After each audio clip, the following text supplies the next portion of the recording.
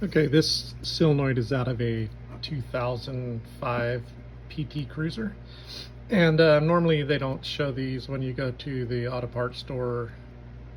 They sell the starter and solenoid together, and it doesn't appear that you can order it separately like AutoZone or O'Reilly's or something like that. But you can find these solenoids by themselves on eBay, and that's where I had found the brand new one.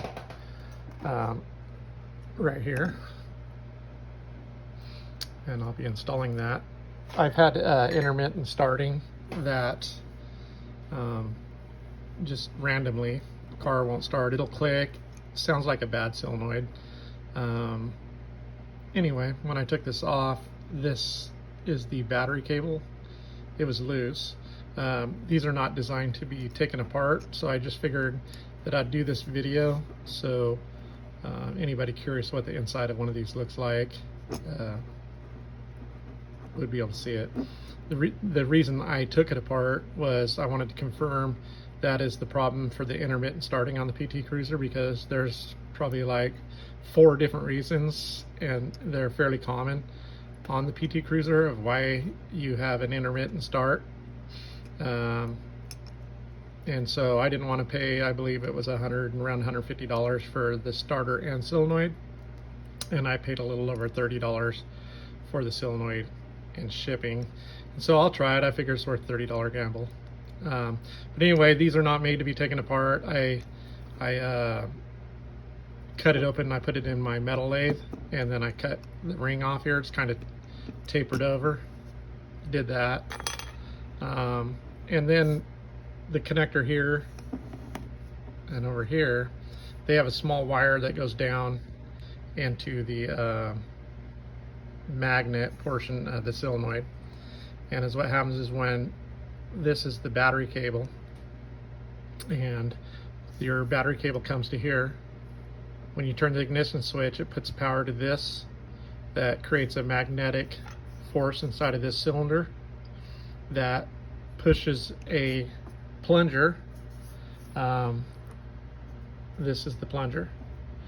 Up in the bottom of this, it pushes up, and that's what makes the connection between your battery and the starter motor. So I'll show you what that is.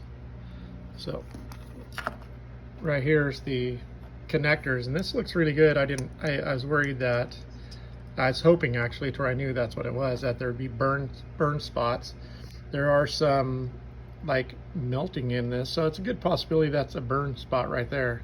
And anyway, when the cylinder is engaged, the magnetic pulls this down, making the connection across those 2 terminals, and then when you let off the ignition, the magnet turns off and the spring pushes this up, so that's not making connection anymore.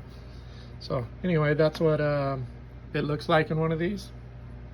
And when you take it off, this plunger, I'll turn it over, that sits in this, and there you can see that pin, and this is the plunger that is connected basically to the linkage that kicks the gear into the flywheel. And when it pulls back, when the magnet turns on, it makes the connection from here to here onto these 2 terminal pads right there. So that's how the PT Cruiser plunger works, and a plunger solenoid. And I'm hoping that it was this loose connection on here, that this loose terminal. Otherwise, it could be on the PT. It could be the I already replaced the ignition switch. So then the next thing is some bad connections on the computer, or just a bad computer altogether. So hopefully not, because I was always able to take a screwdriver down here and bump start this, make a connection from the battery terminal to this. And I think when I pushed on that, it moved this around a little bit and helped make that connection. So, and then it would start, 20 different times, and then one time you go out and get in it and it wouldn't start at all. But I'm hoping that's what it was. Anyway, figured I'd share what the inside of one of these look like.